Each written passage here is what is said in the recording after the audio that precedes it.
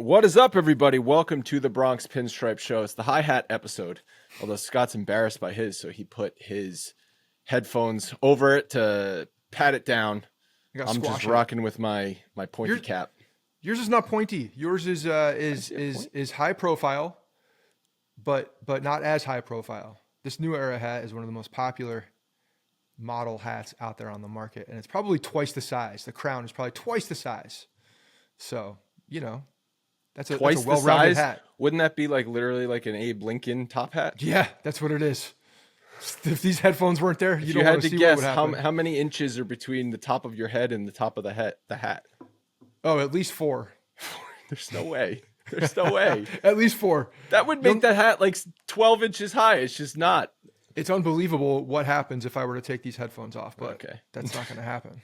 Well, maybe halfway through the podcast you can do that, and everyone can tune into the YouTube version to see the hi-hat boys. Anyway, talking about the Royal Series, what do you think? Are you believing me that the AL Central is a fake division? No, of course not. I don't believe you in that regard at all.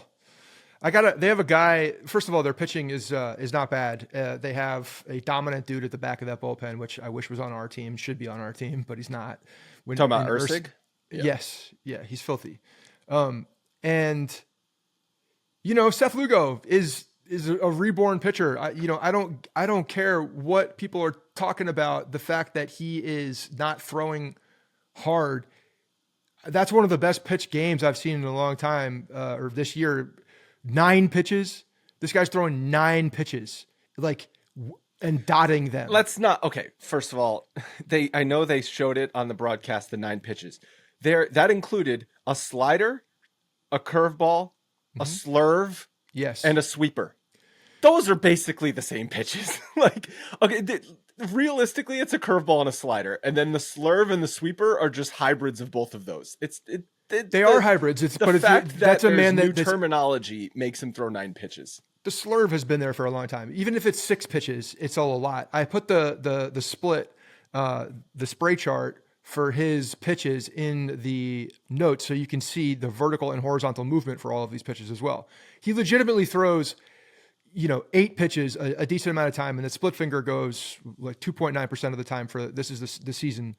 So this is a guy that's very comfortable throwing all of these pitches, keeping guys off balance, and the Yankees already struggle off guys like this who are lefties coming into the game. So it's like, no, well.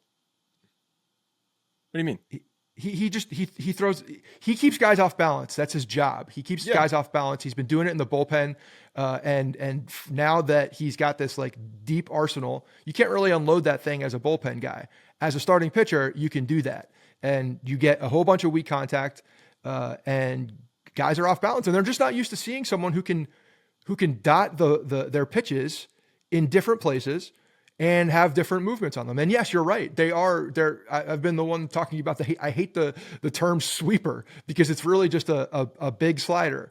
But the way he's able to manipulate the ball and manipulate the speed, it changes the look and feel from the pitcher side. And that 92 mile an hour 4-seam fastball feels like 96 coming on you because you don't know what the hell's coming.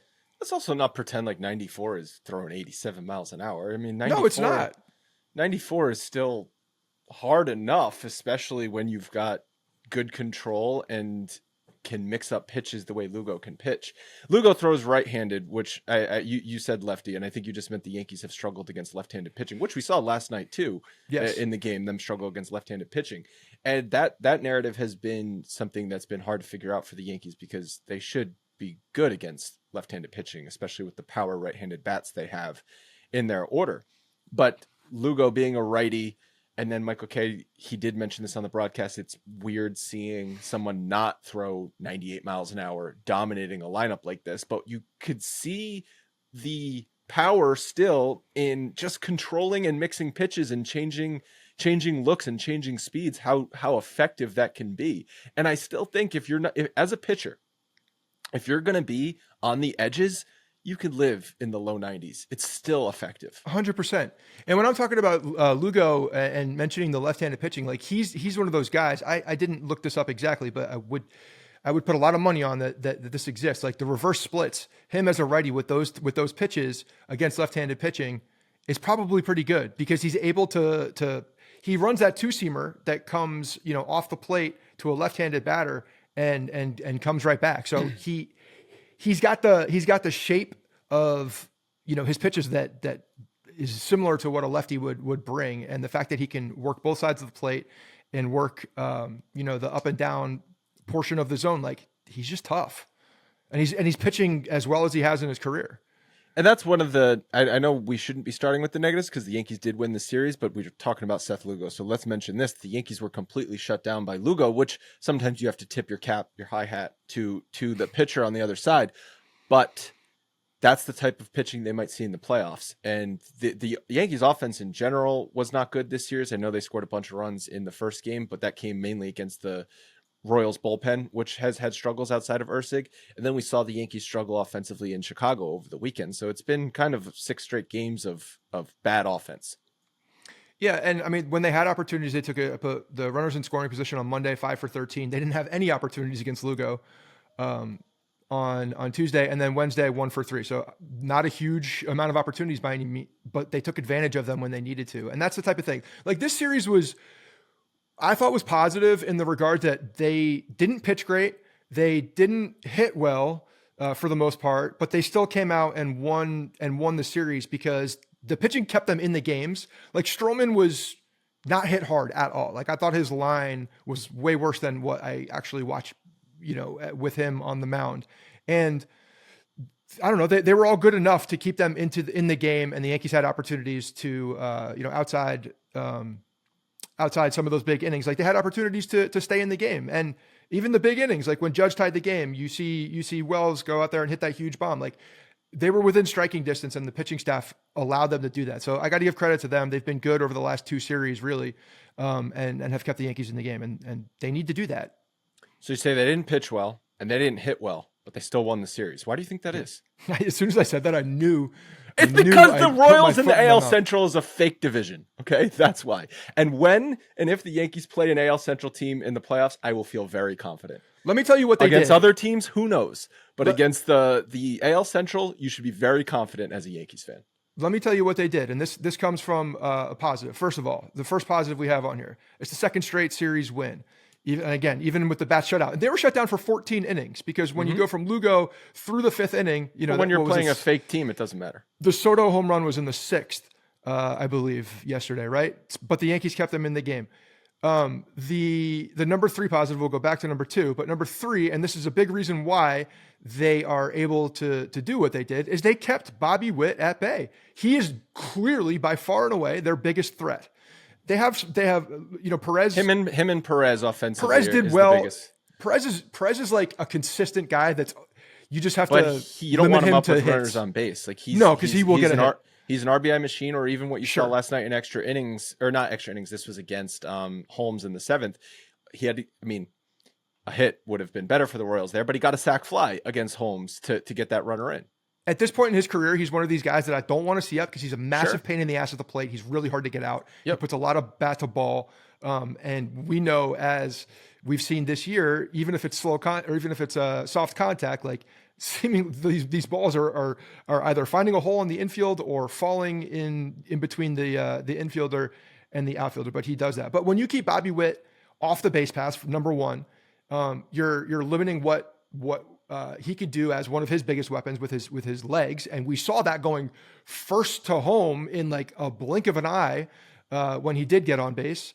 The guy can run like the wind, but they kept him off the base path. He went, what did I say here? 3 for 14. Do some math. No, I already did it. So I didn't have to do math in real time. 3 for 14 with 4 strikeouts. That's a good thing. And when you can do that, if you can limit Bobby Witt to 3 for 14 with 4 Ks, you're putting yourself in a very good position to win. If you let him beat you, then you're going to have a very tough time because they're, they can throw some pitchers at the Yankees specifically that they don't hit well and probably won't.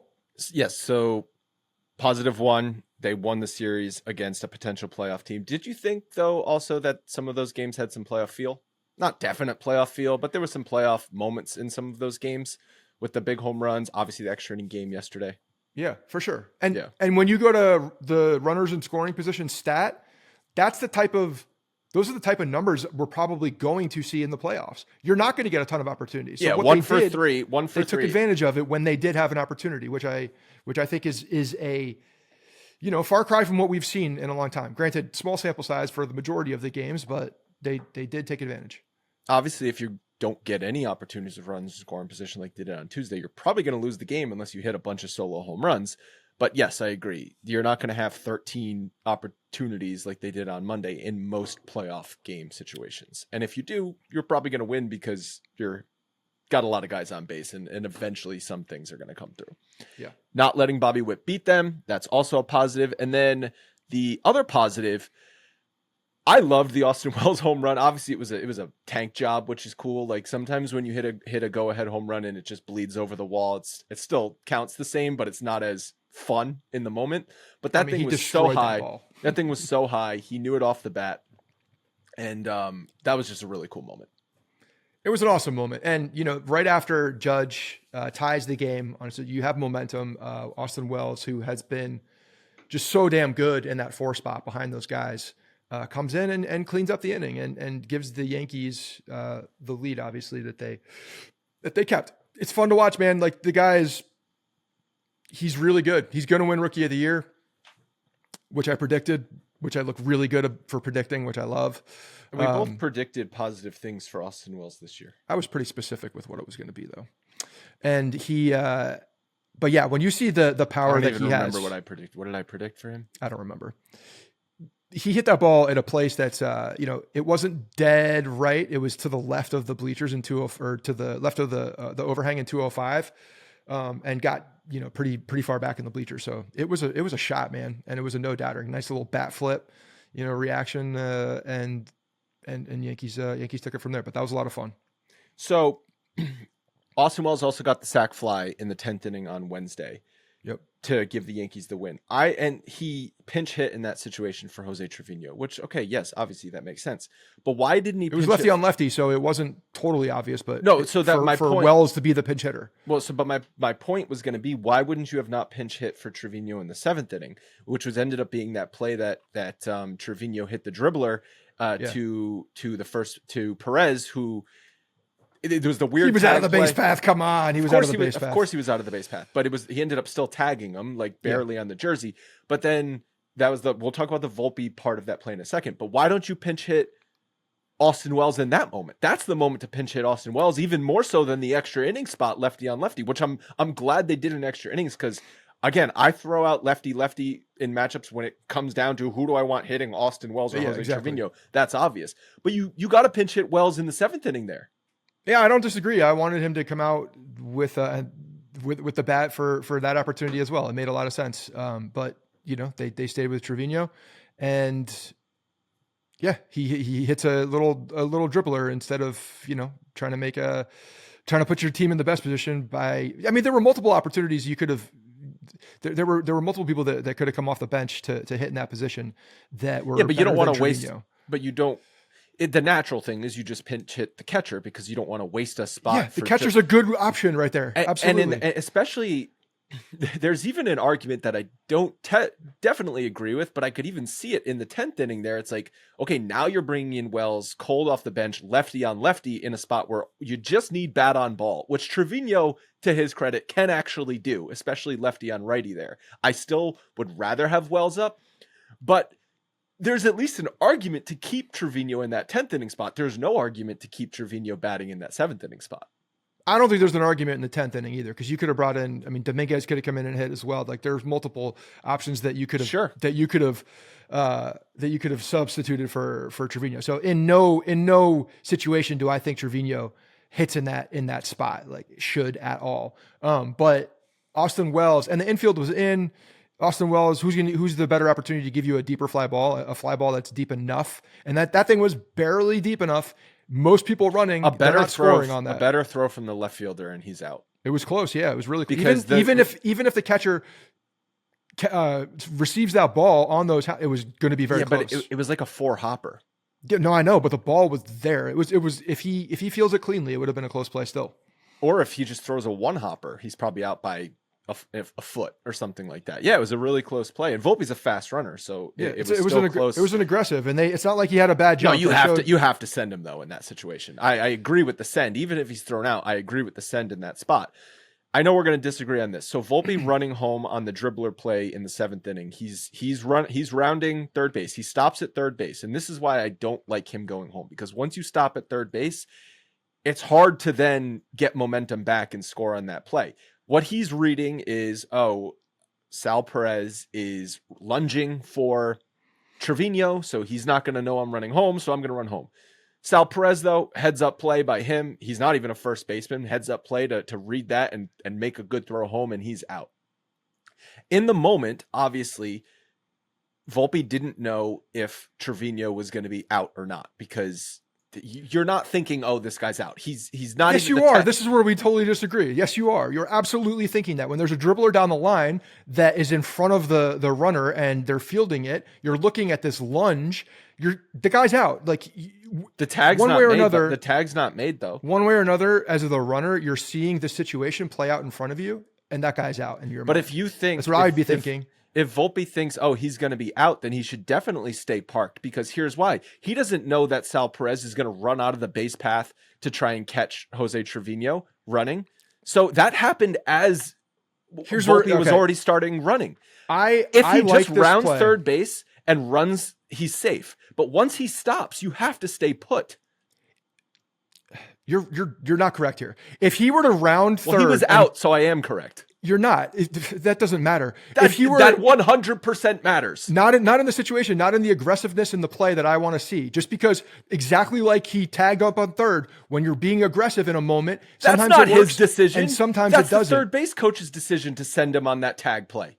He's going on that play. The third base coach is not saying go and on that play. He's running on that play. 100% he's running on that play. Do you not know how third base coaching works? I know exactly how it works. As soon as the fly ball hits, the runner has to go back to the bag. Then the third base coach is saying, you're going or not going. And Yes. he's not saying literally go when he catches the ball. That's up to Volpe to look to see when he catches it so he can run. But the third base coach is helping out Volpe there. He's helping him out regardless in every single play. He's talking to him in every single play, even the play that was at first base. Here's the difference in what you're saying and where you're wrong. When you round third as a runner, like if you're saying that Volpe rounded third and just kept running, Sal Perez would not have even tried to tag Trevino. He would have easily planted his feet and thrown home and gotten Volpe out by 5 feet. He came to a full stop. Yes, because he was reading the situation. Well, he should have read, I need to stay here. When he realized that there was going to be a weird play, like the ball was hit slower, which is not the easiest thing to pick up as you're running to third base. Eyes not on the play. He goes around, hesitates because he's not going to go home on that. Maybe you could argue that he could have rounded harder and then been a foot or two down the line further. That's a potential argument. But when he's reading the play, I like the fact that he's trying to make something happen because he's thinking that guy's out. There are 2 outs. We haven't done jack shit on the with the bat for an extended period of time in this. I need to score. I like the mindset of him being aggressive. Verdugo was in the mindset like the last time I said anything about Verdugo's base running is probably never, but the guy running hard out of the box at second base. I don't hate that. It's a ball. That's him trying to stretch a double, which is not awful. When I see these guys doing these things, to me, what that is leading me to is that there's actually been conversations, and this goes against everything that we've seen and supports everything that we've tried to scream at for this coaching staff to please reiterate. And from what I saw in that game last night, there was probably a conversation before the game at some point with this team saying, hey guys, we need to be aggressive, especially if the bats aren't going, we need to be aggressive and we need to take those extra bases and there have to be perfect throws. If Sal Perez doesn't make an exactly perfect throw from a guy who's out of position to the catcher, Volpe's safe. Everybody's looking at that like, damn, heads up base running. He really took advantage of an opportunity, but he was thrown out. I don't hate it. Like, I'm not going to scream at him because of the result of what happened. I like the aggressiveness, and I think that they need to continue to put the foot on the pedal with plays like that. And Volpe's the guy I want doing it. I want Volpe doing it. I want Jazz doing it. Not many, maybe like a Cabrera if he's in the game. Like, I want those guys being aggressive on the base path, and I think that's a good thing. We have no idea if the Yankees coaching staff has encouraged aggressiveness no, nor do we know if they haven't said shit either to them. No, exactly. In the past so that's speculating. I just 100%. All we do is speculate, Andrew. All we do is speculate. No, but what I'm saying is with Volpe, I just don't think he made the right base running decision. Of course you don't, because he was out. So you're just looking at the result. It's not just because he was out. It's because once you stop at third base, it's not smart to then start back up and. Did you hear what I said though about rounding third? He would have been out by 5 feet if he kept running. I'm not saying he came to a complete because that stop. play doesn't That play doesn't come to the same. So conclusion. then you just need to stay at third base, because also the original call was the runner is safe at first base. So we thought it was going to be first and third with one out, because he would have been the second out at home. He ended up being the second out, and then Trevino was the third out on the play. None of that is known in the moment. Because you're looking at the play in the moment. And when I'm running around third base, even as the third base coach, anybody who's looking at that play says Trevino is going to be out. He's going to be out. Whether he's out of the base path or he's tagged, he's going to be out. That he's dead in the water. He's going to be out. That like, and I'm glad he's thinking that, because in that case, he's saying, okay, quick process. Now there's 2 outs. I'm on third base. We haven't hit anything. I got to score. I have the wheels to get there. I believe I can get there. I'm going to go. And I'm not going to fault him for that. But I'm not going to fault him for that. Even so, with 2 outs, like, what is a better chance to happening? You beating the throw home or the next guy getting a base hit? I don't know. They're probably about the same odds. If it's my team and I'm watching what's in front of me, I would rather take the opportunity for Volpe, who's got some of the best wheels on the team, and he is a good base runner, to actually make that play and get there. Because again, Sal Perez, who is a catcher, and I know the guy knows how to use a glove and knows how to throw a ball really well. It was a good play. No, I mean, it was a damn good play. Literally, I have not watched him at all at first base other than this series, and that was a good play. The footwork on that play alone, which he's lunging 3-4 feet. I mean, they say you have to be within 3 feet. Trevino was out of the baseline. So Glaber's coming up after that play, obviously, because Trevino's batting ninth last night. And so what is the better odds? Gleyber Torres getting a hit with 2 outs and a runner on third base? Or, like I said, they're probably about the same odds. They're probably about like a 25% chance of you beating the throw home and a 25% chance of Gleyber Torres getting a base hit. I don't know what nerd site you have to go to find out what the probability of Sal Perez's throw in that moment to come to home plate. I don't think there's a website that exists that tells you. And for that perfect tag to happen and for Volpe to get thrown out by 1 inch, everything had to be perfect on the defensive side for that to happen. Volpe had the bag. They made a tremendous play. Both the throw, I mean, we saw the throw, but imagine what you have to do with your feet to get into position to make that throw. And the fact that he's a catcher and throws from different angles certainly helps, him and his pedigree to make that particular throw. The guy's a veteran by every stretch of the imagination. So, but again, man, like, it had to be absolutely perfect for him to get thrown out at home. Otherwise, he's safe. We've seen also 9 times out of 10, I think he's safe on that play, actually. We've also, I also have a hard time giving Volpe the benefit of the doubt of just aggressive heads up play there, because that's not been him so far in his career. We've seen him fall asleep in the middle infield with Gleyber Torres not covering second base on throwdowns. We've seen him have mental lapses before. I'm not saying he's as bad as Gleyber Torres, but we've seen that from his game so far. That's not true, because we've seen him go behind second base. Three times go behind second base like it was Gleyber's fault. 2 times it was Gleyber's fault. 1 time it was Volpe's fault. Okay, so 1 time we're on September 12th, and you can cite one time that he was that he had a mental lapse against. Okay, you also totally had the color commentator. You also had O'Neill last night point out once you slow down and stop at third base, you don't run home there. Again, that's a he read professional the baseball player telling you what he should do in that situation. Tremendous base runner on the base paths, definitely what he's known for. But when you're looking at he was a good base runner. But when you're looking at that play and you have different speed, you think he's differently. 20 stolen bases when he was 40 years old. Good for him. He's a man in shape. I'd be not only would I be shocked if Anthony Volpe has 20 stolen bases when he's 40 years old, I'd be shocked if he's in the league when he's 40 years old. Let me ask you a question. Was the play perfect on the defensive side, and did it get him by less than an inch? Yes. So you're saying 9 out of 10 times that he's not safe there? I don't know, 9 out of 10. I'd say it's probably 75%. It's higher than that, I bet, because that was an absolutely perfect play. I just think that is either way. Like the bottom of the line, we could argue about this till the sun goes down. And we will. But the fact that the Yankees are pressing the gas pedal on the base path is something that I believe that they need to do and need to get into the mentality of doing. Especially when you're in that part of the order, you still have, a couple guys to come up before your big boys, and you got 2 outs, you got to press. I want Jazz and Volpe pressing every time. That's more of a reason to stay at third base. You've got the top of the lineup coming up. If there were 2 outs with Glaber was up, if Trevino was coming up, obviously, then maybe that's a different situation. But you do have the top of the order coming up. Should be Juan Soto, but no, it's Glaber Torres. Yeah, so he needs to press at that. The Yankees, we're not doing anything with that. I just don't know how you can completely throw out the result of the play. That's like saying, oh, they lost the game, but good effort. I throw out the result of the play because when I'm looking at the mentality of what the strategy was, I think the strategy was sound. And I understand that sometimes, in fact, all times, it's not going to work. 75% of the time, it works 100% of the time. You just know it's not going to work every single time, but that doesn't mean that you shouldn't do it. Just because something didn't work doesn't mean you shouldn't do it. Then you're playing scared. Don't play scared. I want them to play loose. If you know it's not going to work, then you shouldn't do it. If you know it's not going to work 100% of the time. Oh, okay. Don't be an asshole.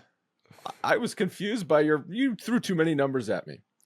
All right. Before we get into the other couple negatives from the series, there's one thing we all agree on, and is that congestion is the absolute worst. Maybe you have a cold or just allergies, whatever it is, congestion can be a pain because it affects your sleep, breathing, and makes it hard to focus, and could just put you in a bad mood. We have a great product to tell you about. It's called Navage Nasal Care. Navage makes breathing easier. Navage uses a smooth saline flow and gentle patented nasal suction to clear nasal passages. Navage is drug-free and uses 99.9% pure saline salt pods with no medicinal side effects. It's so easy to use. You just hold it up to your nose, you press start, and then boom, it can work in as fast as 30 seconds.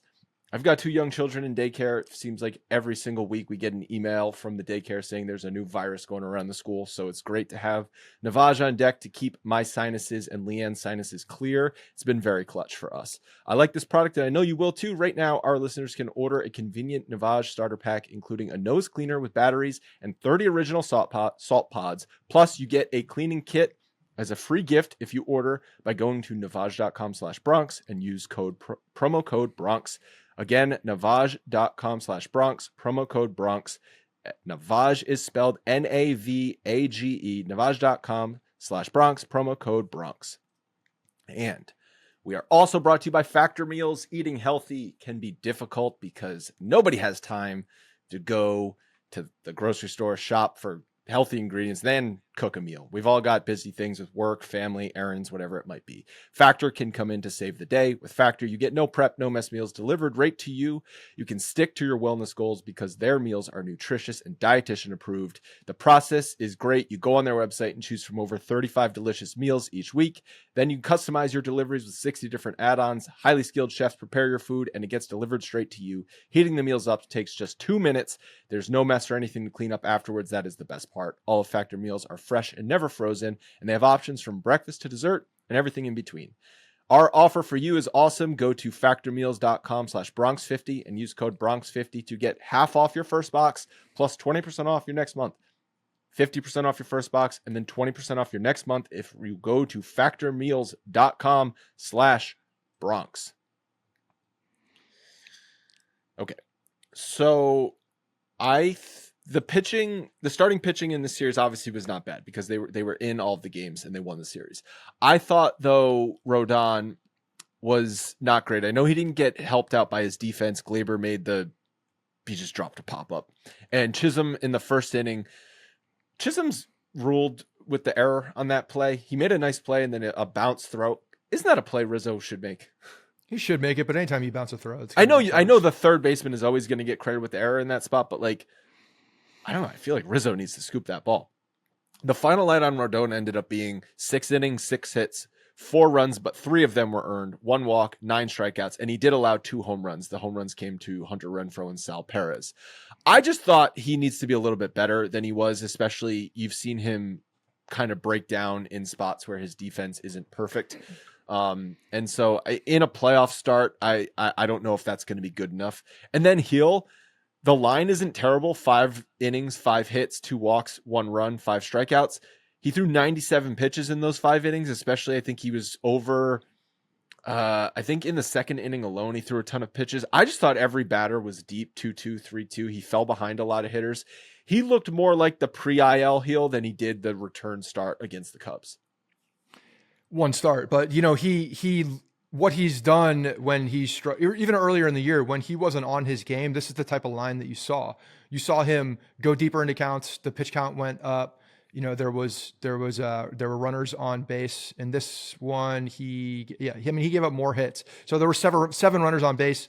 That's more than you want to see, obviously. And he went too deep into counts. But again, like what he does when even earlier in the year when he wasn't on is he limited the damage of those guys. Like, yes, there was traffic, but he did not allow them. He got the big strikeout when needed. He was able to kind of buckle down and figure it out when he's going well. So like when Luis Gil isn't going well and this is the result you get, you want deeper. Obviously you need, especially come later in the season into the playoffs, like you need the starting pitcher to go as deep as possible. But he limits damage with the strikeout. And that's what's so different about him compared to a lot of other guys.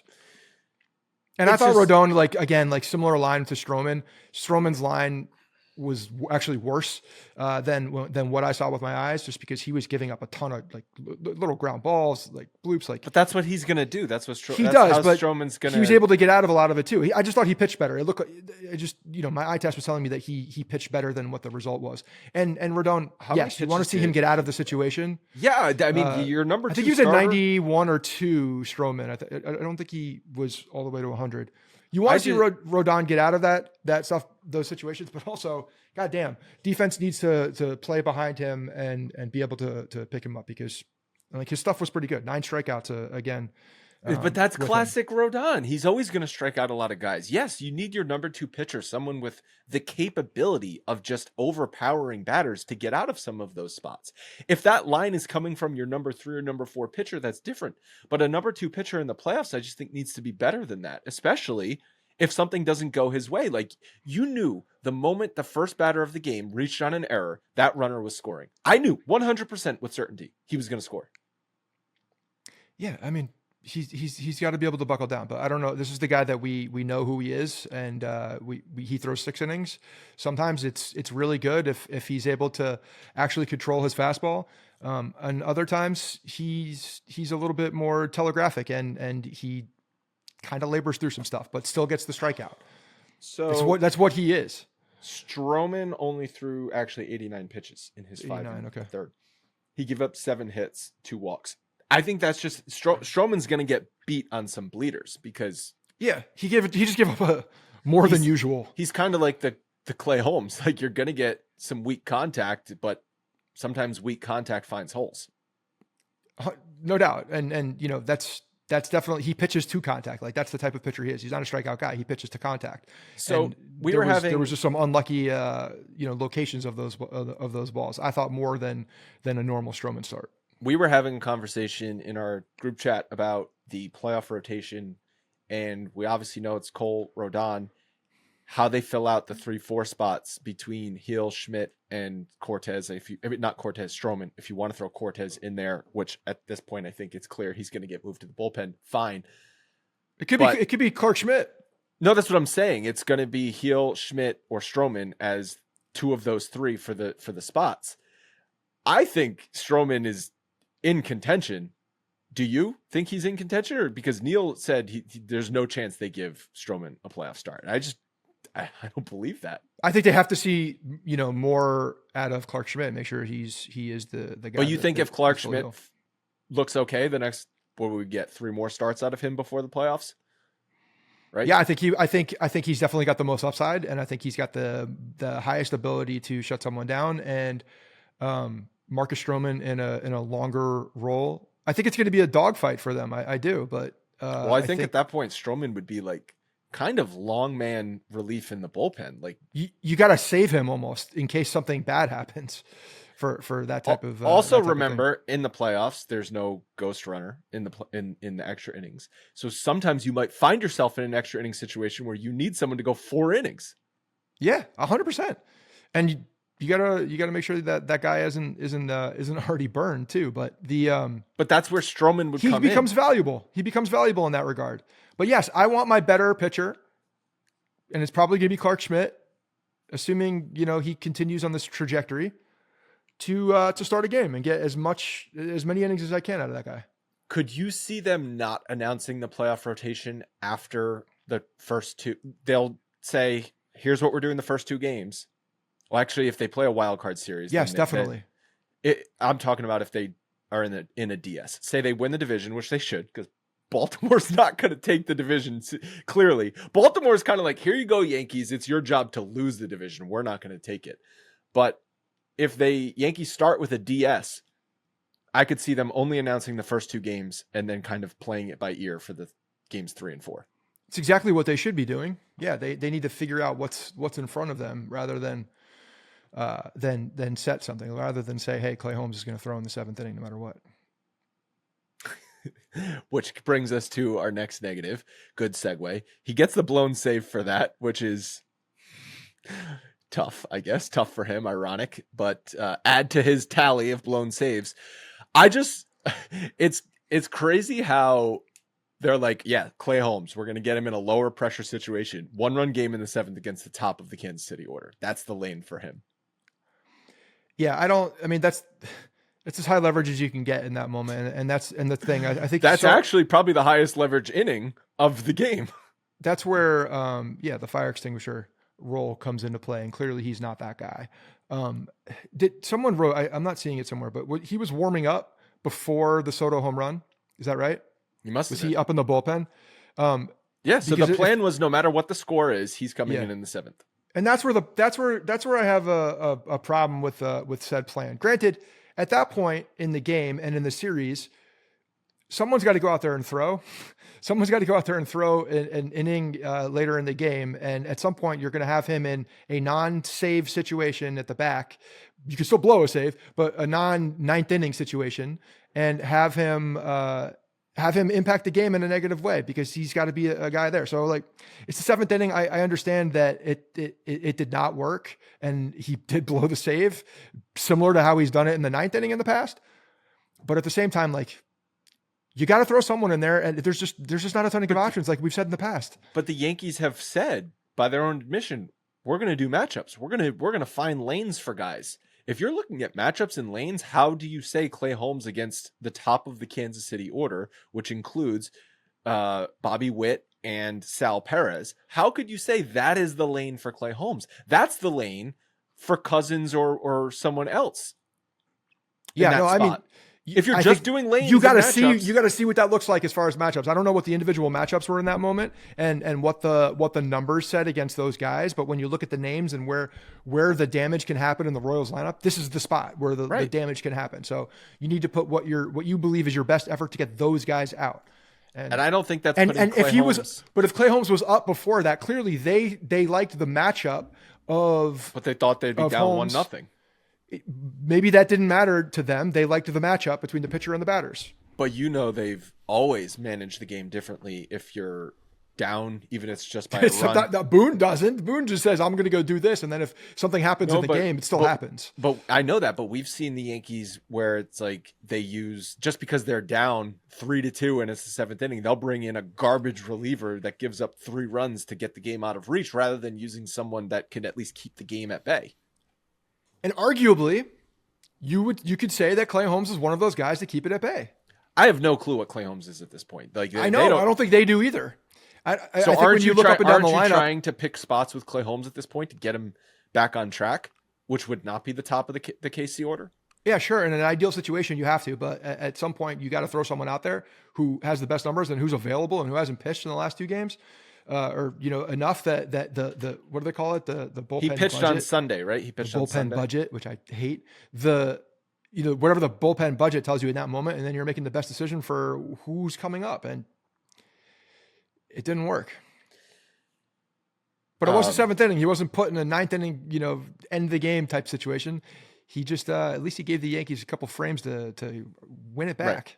Right. He gave the Yankees a chance to come back. The Soto home run also, I just find that's one of the more hilarious things in It usually, I mean, in baseball specifically, but just in general in sports, when it looks like a guy's, well, his season's over, he can't walk anymore. Minute later, home run. Yeah, it's almost like you get baited. I don't know if you heard him in the post game, but he was talking about it, and he was like, I fouled that ball off my foot, just out of the reach of the shin guard, and it pissed me off. He said that when on the interview to the whole stadium. It was pretty funny. You could tell that he was just like highly annoyed that it happened. I tweeted this out, but it does seem like there have been just way more balls hit off of the lower leg and foot area this year than I remember in any year past. Like, I feel like every other game, someone's smoking a ball off their foot. I don't know what that means or why it is happening, but it seems like it's happening to the Yankees quite a bit. And yeah, the shit looks like it hurts. It looks like it hurts. So the fact kind of caught him off the top of the foot, right? Like, which is a bad spot. How does the shin guard not block that? How does the shin guard, like, it almost hits the ankle because when he hits and when he plants his foot, I know you get a little like inflection. But shouldn't the shin guard have a flap that goes over the top of the foot? Yeah, I mean, like the catcher's gear does. I think a lot of them do. I think it just hit that exact spot. No, yeah, his doesn't. Well, I'm sure it has something to do with movement and the way that they like to feel their foot hit the ground and make contact. But either way, he was still limping around the base path, which I did not like to see. He almost forgot to do his little, his little thing in the air that he does to right field with a home run. But he'll probably get some DH time this weekend, just to get some pressure off his foot. Because I wouldn't shock me if he's got a gigantic bruise on the top of his foot. 100%. And yeah, it's going to be. But he plays with that stuff. So yeah, he's been struggling. Injuries, so how many injuries is he playing through currently that we don't know about too? Yeah, but like there was a moment there, he's kneeled on the ground. You're like, he broke his foot. It looked like he was in pain. It looked like he was in pain. And if that thing hit like a tendon in there too, like the swelling and just like the deep bruise contusion that could affect movement and swell up. Like, I just hope nothing. I hope he woke up today and it wasn't. The swelling or pain had subsided, but I'm sure they took precautions and iced the living shit out of that thing after the game. Yeah, it's just always so funny. Yeah, I wonder if the pitcher is literally baited, being like, "Well, I got this guy now. He can't put pressure on that foot. Oh crap, home run." Yeah, Juan Soto's not the guy I would test that theory with, to be honest. No, it's the most egregious one of all time was this is a callback. Probably no one's gonna remember. Do you remember the Lakers Celtics? I think it was 2008 NBA Finals where Paul Pierce is taken off in a wheelchair, and then like the next period he comes back and like drains like 7 threes. It's just like, you were in a wheelchair 10 minutes ago, dude. What's going on? That's different. That's someone milking a situation to get off the court. That's what I'm saying. It's the most egregious of all time. No, I mean, he did go down. It looked like he like blew out his knee or something, but yeah, I don't know. I hated the Celtics then. Okay, a couple of other things before we wrap up. One topic that's been going around the Yankees land is Aaron Judge's defense in center field. And because Dominguez, actually, we kind of buried something here. We had such a lengthy discussion about Dominguez being called up or not being called up on the last episode, and then 10 hours later he's called up, which is classic for our show. He's called up. DJ was placed on the IL with a hip injury. Okay. Boone said he's not likely to return for the regular season. So then on Monday, Jasson Dominguez starts in center field, hits sixth, ahead of 3 spots ahead of the guy in left field that he couldn't replace, Verdugo batting 9th. But then who ends up hitting a home run, of course. It's crazy what some actual accountability and pressure will do for a player, huh? When he doesn't just think the job is his by default. Yeah, it's motivation's a beautiful thing. Yeah.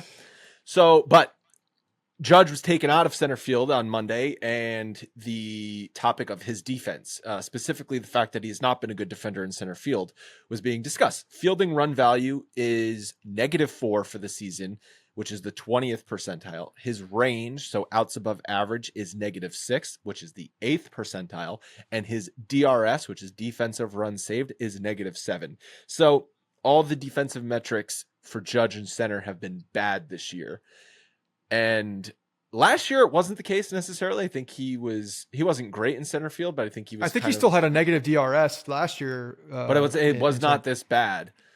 There's a couple of things like I think you can point to that play against the Cubs when Cole was on the mound, where he kind of got a weird jump on the ball in center field. That's it. Like for me with him, I don't love him in center field. I think that because of his defense, or because you just like, I don't want him getting injured in center field. Both. Yeah. I think his defense plays much better in a corner. I mean, it's so good in right field because of his arm. We've never seen it in left field. No, I know, but I'm saying the corners, you have a much bigger ability to impact the game with throwing guys out at a bag. Center field, not as much. In right field, obviously with it being shorter and the way that his arm is, like, he's a weapon out there because he's able to keep guys that are probably doubles, 8 out of 10 times to a single because of his arm and his ability to field the ball in right. But the problem is that Juan Soto is really not a good defender.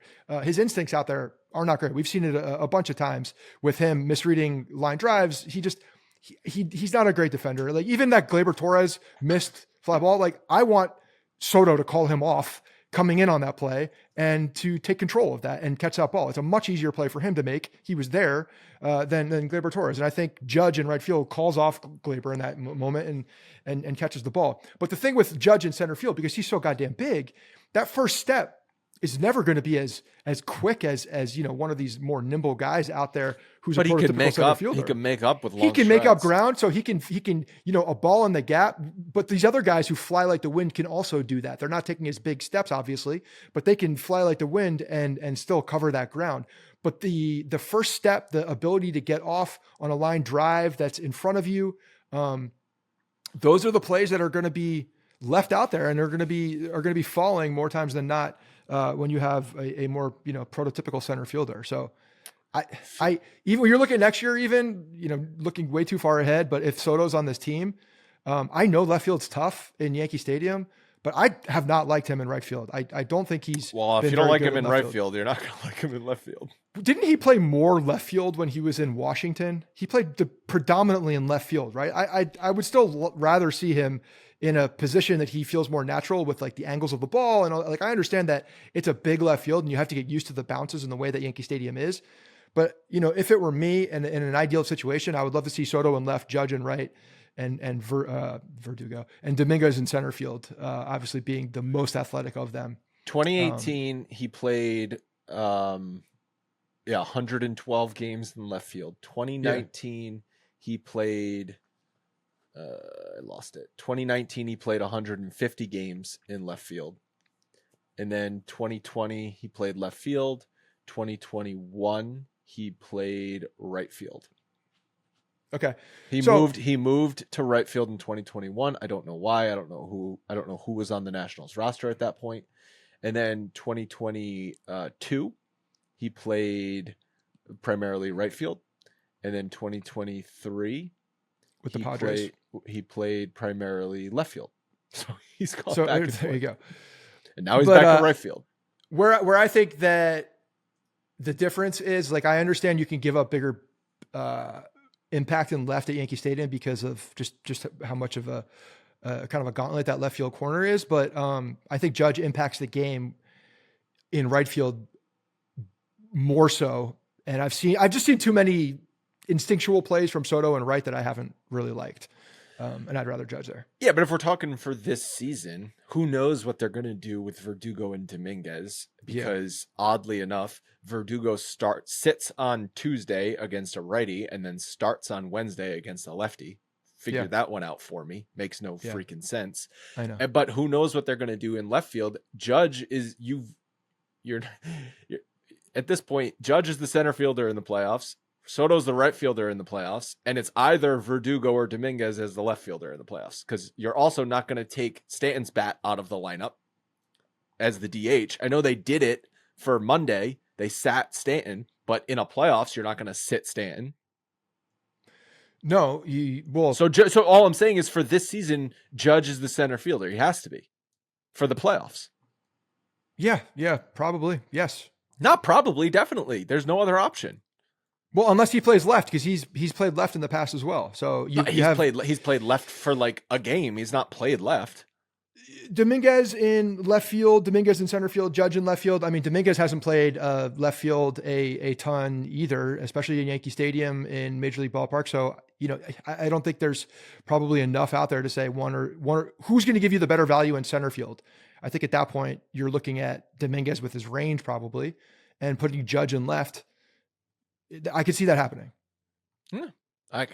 Yeah, maybe switching up. That's a big switch up though at the end of the season. Yeah, but again, Dominguez is not a left fielder that has played left field a lot either.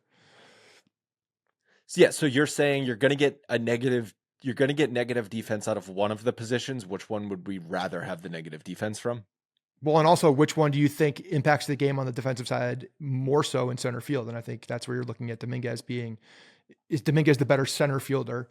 And this all could depend on where they're playing as well. Like if you have, let's say they're playing in Houston and you have that short left field, like that's a good spot. You put seen Judge Soto. there. No, we've Judge seen or Soto. Fine. You can put one of those guys in there. Like in that situation, I'm having Dominguez play center field because I think the range and that first step is more important in that ballpark. Because when the Yankees, correct me if I'm wrong, I think didn't Soto play left at Fenway Park when the Yankees went to Fenway Park? And so yeah, I remember him playing a ball off the wall. So yes. Didn't play it well. So depending on the ballpark, you could play Soto in left, Judge in right, Dominguez in center, which is probably your best defensive outfield. And if you're thinking about for 2025, that's your best defensive outfield. But again, as 2024 is concerned, it also largely depends is Verdugo in the lineup because who freaking knows at this point.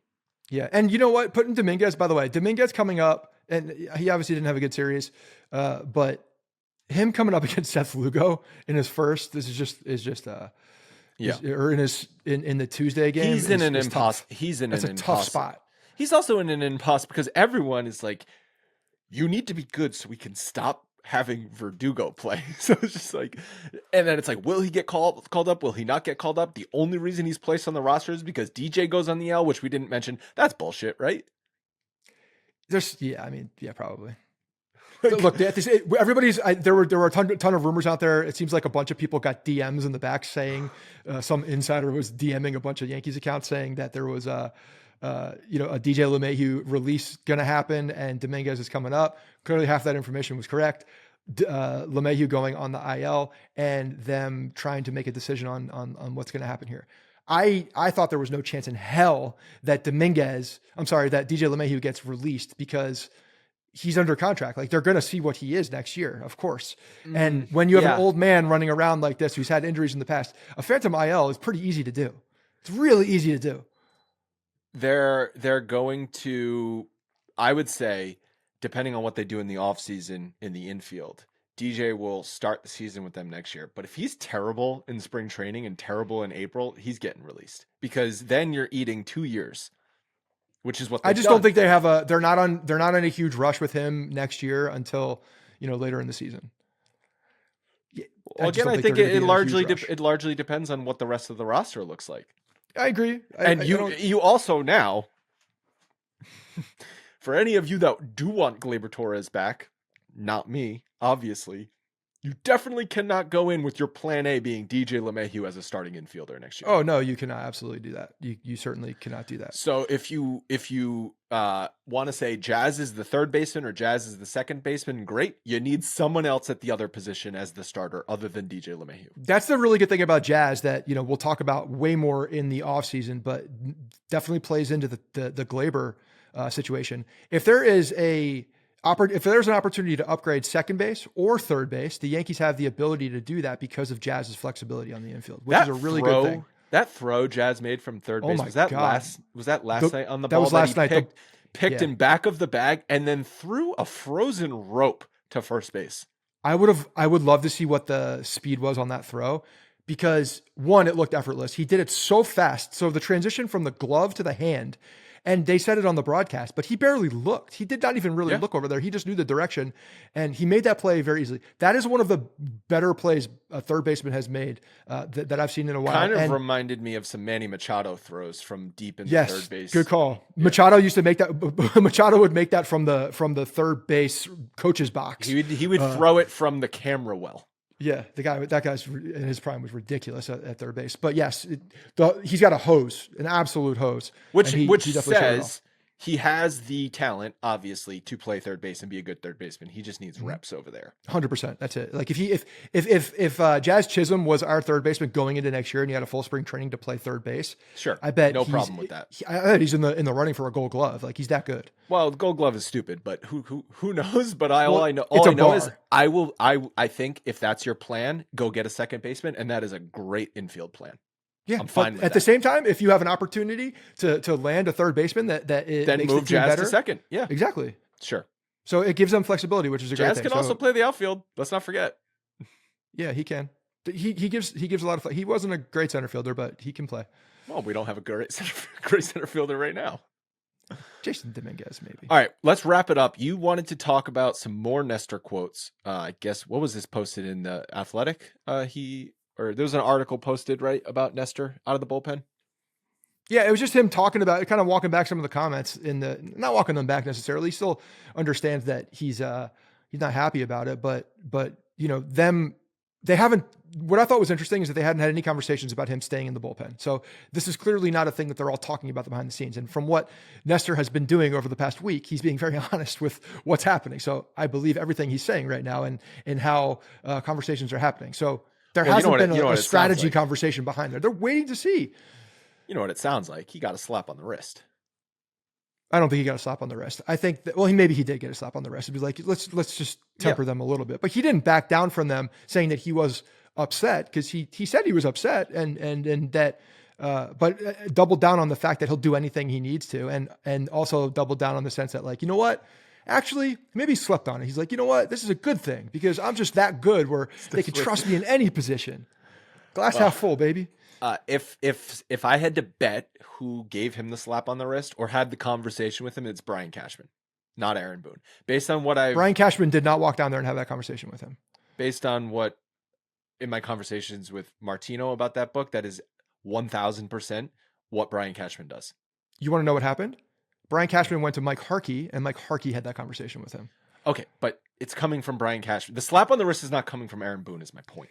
Well, because what you're looking at right there is a brand thing. It's hey, let's let rumors fly around and be a problem. Like, we don't do that here. Right. It's a potential thing to point to that's saying, oh, this is an unhappy player, which they obviously do not want. And I'm not saying Nestor was unhappy.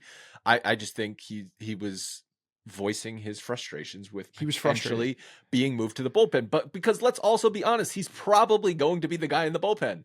And he knows that. Even if there's been no conversations, he knows that. But let's also be honest with the fact that he should be the guy in the bullpen also. He should be, because that is the guy that's doing it. Yeah. I'm not saying he shouldn't be, but I'm saying he knows he's not dumb. He sees the writing on the wall. And that's exactly what it is. Like, he's walking back because he's realizing, like, he's your Swiss Army knife in the pitching rotation or on the pitching staff. He's got the ability to do different things, and that's a very good thing for him. And I think where the frustration really came from him was that he had 3-4 good starts in a row. He had been really good. Yeah, he had been really good. And that's probably what's most frustrating for him. He's like, I'm pitching at the best I have all year long. It goes back to the opening day quote. Like, this is a guy that has, been pitching well, been good when others haven't, and yet he's still relegated to this situation. But again, like, I think it's a trust thing more than anything. It's someone who has the ability to do it. So Red Sox coming in for 4 games, they've obviously kind of played themselves out of playoff contention. So they're mainly, didn't they just take 2 out of 3 from Baltimore? So they're kind of playing spoiler at this point. They would probably love to spoil some Yankees plans with a series win. The interesting thing, we talked about this last episode, Cole is going on Saturday, which does line him up for the first Baltimore game, and then would line him up again, right, Logan, for the first game of the playoffs. So as long as last game of the season, first game of the playoffs. Now, the only way that changes is if the Baltimore series goes sideways, and then they know they're going to be playing a wild card game, then obviously Cole's not pitching a last game of the season. They're going to save him for the wild card series. It lines up nicely. This is what we want. This is the fact that he's lined up for where he is a very good thing. And I promise you, this part of why this 6-man was put into place, so that they're able to at least have the flexibility to do something to line him up for the ideal starts here. So yeah. All right, that's gonna wrap it up. We didn't do mailbags. Yeah. Real quick, I want just one more quick comment on the base running. Is that what was the over under that you set? Do you remember what it was for stolen bases? Oh, didn't I say like 13? On both of them? Yeah, something like that. It was for the seven. It wasn't for one series. No, it was for the homestand. Yeah, I think I said 13. Okay, so they gave up 2, right? No, 1 on Monday, 3 on Tuesday if you count, because Blanco came in and stole 2 bags. Okay, yeah. 1 on Wednesday, Blanco came in again, stole a bag at third. Yeah. So one guy crushed them, but that's 4, that's 5. And they picked Cousins picked Pham off in the 9th, which was that was a huge out. So they've given up 5 through 3 games. Yeah, 5, and really most of them to one guy as a pinch runner who came in. But here's the thing: they exploited it when they needed to exploit it in the Royals, which is not great. So if you have a pinch runner on the bench, like that's going to be a problem for the Yankees. Yeah. But for the most part, again, keeping Bobby Witt off the base path and keeping the base runners at bay, I thought they did a better job at it. I think the pitchers were more attentive to it. Clearly, it was something that they were talking about. All right, for next week, submit your mailbag questions at info@bronxpinstripes.com. And then also one more reminder about the audience survey we talked about a couple weeks ago. It's going to be running for another week. Go to bluewirepods.com/survey if you want to take it. If you fill out every single question, including your name and email, you have a chance to win $500. We'll talk to you next week.